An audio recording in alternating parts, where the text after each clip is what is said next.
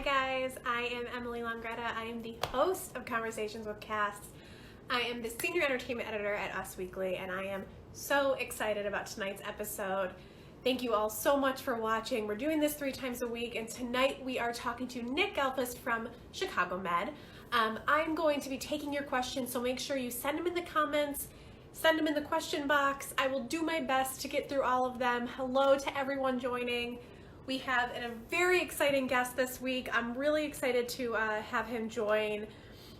I know a lot of you are big fans of Will Halstead, just as I am. So hopefully he will be on here soon. Let me just check in and see if he has joined. Think. Make sure to start sending your questions so we can get through as many as possible, because I know you guys have a lot to talk to him about. Hello! Eureka! Can you hear me all right? I can. How are you? Good. How are you? I'm good. Thanks so much for joining. I like your setup. Yeah, this is kind of it's the only interesting wallpaper I have in my place. That's fine. I'm in a corner. It's totally cool. Are you in your home? I am. Yes, I'm actually in my parents' home, so it's nice. I'm spending some time here. Where are you quarantined? Oh, that's great. I'm in Chicago. You are. Are you with your family or by yourself? I'm with my wife and 2 dogs. Nice. That's my immediate family. Yes, that's the most important. Yeah. That's great. How has it been for you being in quarantine? You know, it's up and down. Yeah. For sure. It is. It's challenging, but I do feel privileged in certain aspects.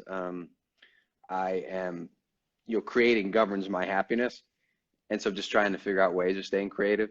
Yeah. It's not the sole creator of my happiness. It plays a heavy hand, I should say. Of course. For sure. The light is flickering. I don't know what that means.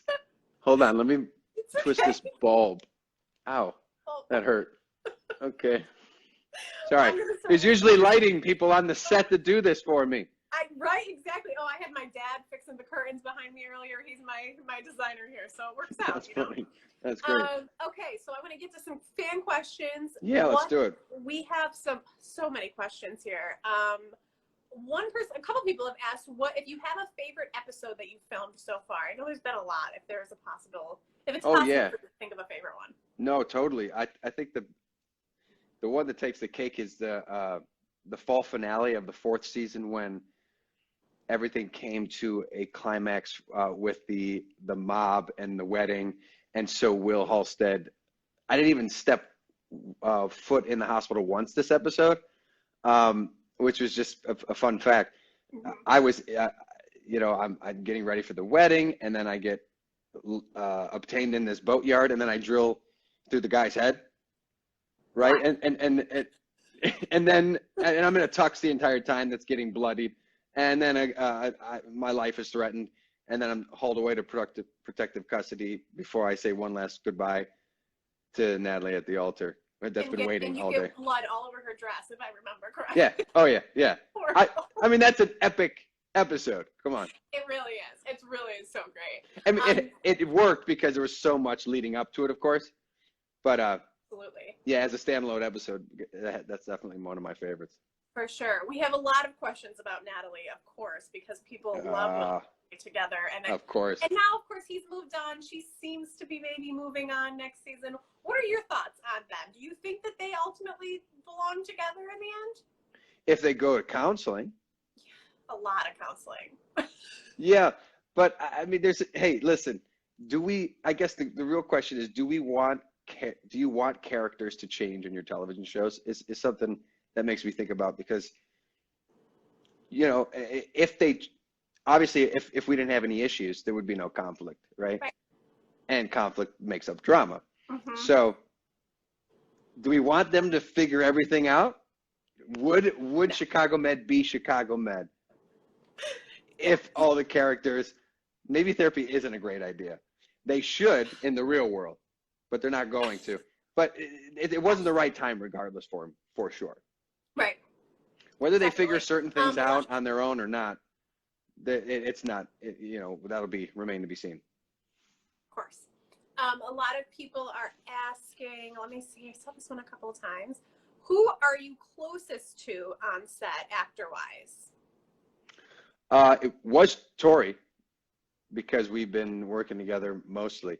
Although I've worked with Oliver Platt a lot this past season, and we've become fast friends over the course of the show. But yeah, him and I have been working together a good amount, and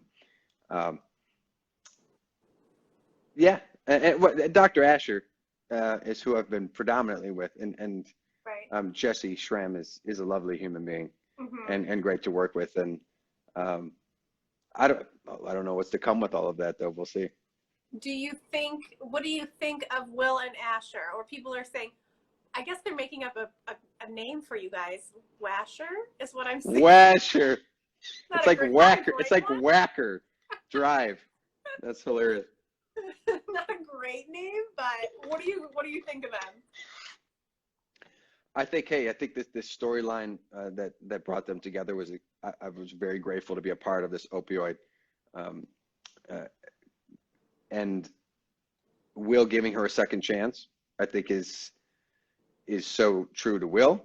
Obviously, he has feelings for her, but I think if as long as things are going well, there's no reason they shouldn't be together. Of course, part of recovery is relapsing, and so perhaps that will happen. Mm-hmm. Although maybe I don't doubt that it's very difficult that, given the nature of the relationship of how it started, and could there potentially be trust issues, and we left off on Will coming around and saying, hey, listen, if this is what you're telling me happened, it's what happened. Well, we'll see how long. I think they're good together right now. I really do, and I think it's wonderful that Will has given her a second chance. Yeah, definitely. And so far, it's proven to be worthwhile. And he's sticking up the way he sticks up for her with the colleagues, and there's some important stuff to take away from there, and how you can sort of judge a person based on the experience. For sure, absolutely. Yeah. A lot of people are wanting more scenes with you and Jesse, your on-screen brother. So do I.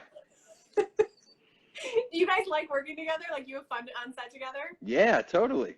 Yeah, we've. I mean, unfortunately, we haven't worked together in a while, and we've always had a good time. It started with Jesse. Mm-hmm. My character started with him. And so he was the first person I met, and has been a great friend throughout mm-hmm. the entire time working here, and giving me a lot of great advice, and yeah. What of the Chicago shows, or really any of the Wolf shows, would you want to go over, or which ones did you like going over on as much? Because I know you dabbled in a few of them. Yeah, I've been on both of them quite a bit. Oh, yeah. I've enjoyed both of them a good amount. Of course, I think like the first storyline I had on PD, it was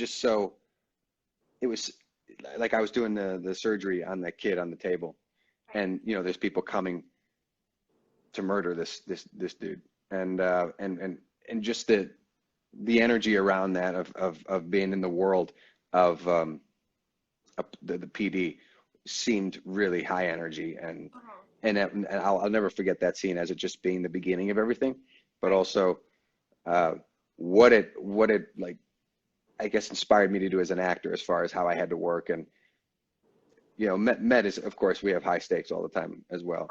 Just it is fun to go and play in these other arenas, just for the people, of course. But then there was one episode I'm thinking of on PD, I think for the crossover, where Will finds out that Jay's in the building where the gentleman that had taken this virus and was spreading it, and Jay's life is in danger, and so he follows Voight and saying, I'm coming in there. He gives them medical supplies, anything that you need, and finds out that Jay's in there, and so he runs in there, and then Will happened to be a part of with moving as a unit with the other as they're casing out the place. It was just something that was just.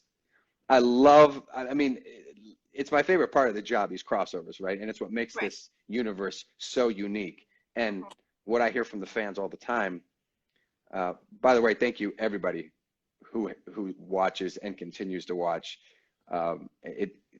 You keep us employed, and it's all for you, and we wouldn't be here without you. And it's really, thank you so much.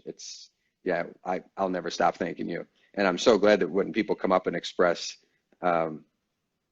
positive thoughts about the show, I've never heard, anything negative, and it's such a great thing to be, especially in Chicago.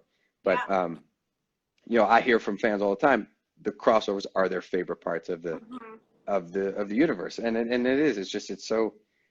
It's art imitating life, and it's never been done, and it's what makes it so special. Definitely. I feel like it's like a family reunion every time there's a crossover episode, because it's I'm seeing all my favorite aunts and uncles all together.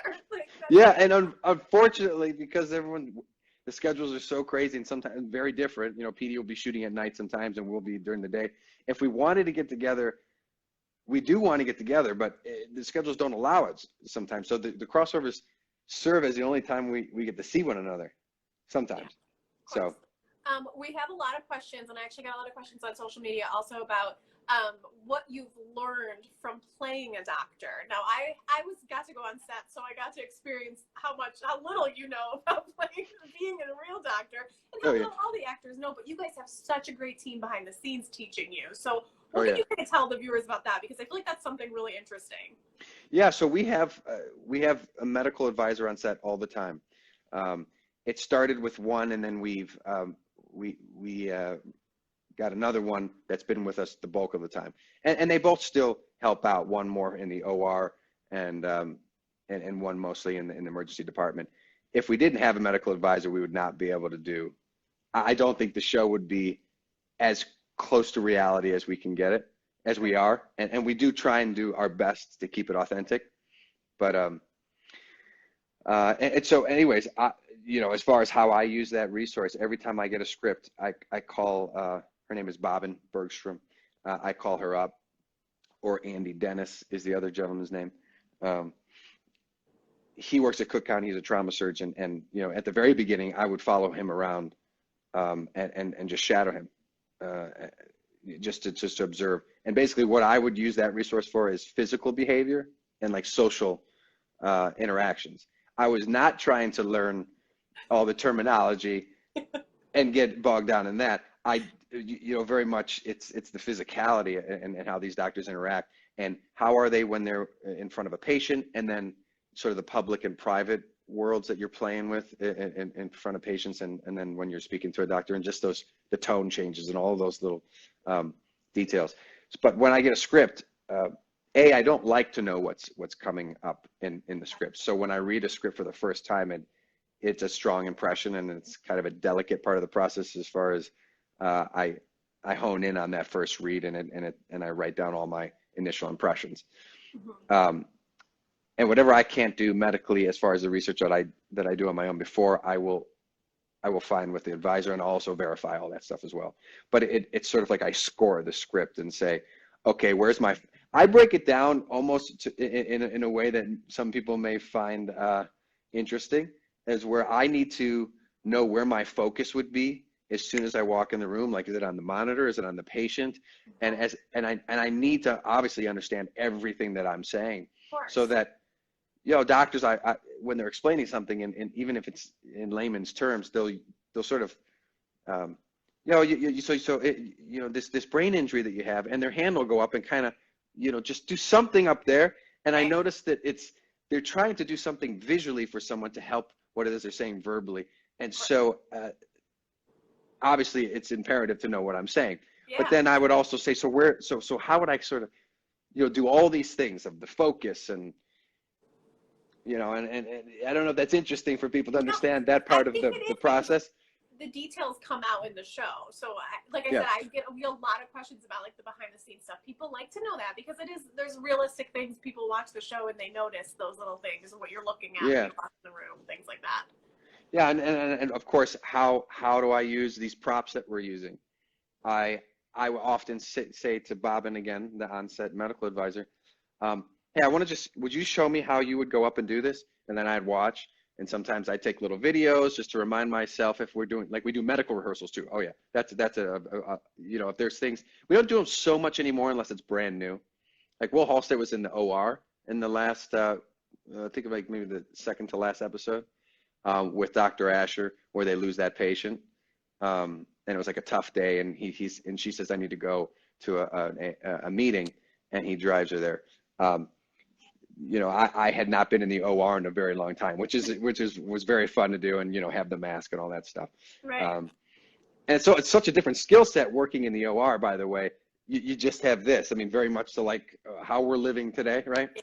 You just have your eyes and your body and the tone of your voice, and what that forces me as an actor, what I need to use to tell the story differently.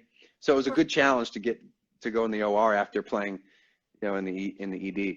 But yes, the props are a main part of it, like these objects that that we use every single day, and I need to show that I am not thinking about it at all. So I have to rehearse that stuff over and over and over, and usually when I know that it is a foreign language, by the way, this medical terminology, and so I treat it as such, like if I was learning Spanish or something like that.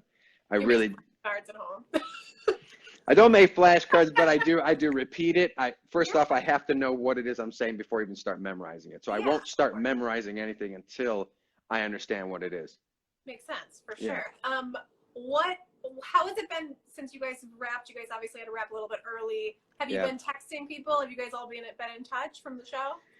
Yeah, I have been in touch with a few of them. Yeah, we were supposed to finish we had 3 more episodes left, and we ended at the right time because there was a case at the studios, which have you heard that there was a Fox show that we heard about, and then a week later we were out of there, and I was really it was important that we did, because everyone's safe on all of our shows. Nobody is infected at this point, and no one has lost their lives, thankfully. Yeah. So but yeah, a lot of people that normally leave because they have places elsewhere are stuck in Chicago, and I've been interacting with Jesse, and Chicago Med had a little Zoom session the other day. Now, not everyone's in Chicago from my show, but it was nice to see everybody, and we caught up because basically there's no news. We don't know anything at this point of when we'll come back. I've caught up with our showrunners, and they're not writing anything at this point. They said we're not sure when we'll start, let alone where in the storyline we'll move forward. We'll start. So there's a lot that's being figured out still, but everyone's safety is first, so that's the most important, obviously. Totally. What do you miss the most about going to work every day when you're home?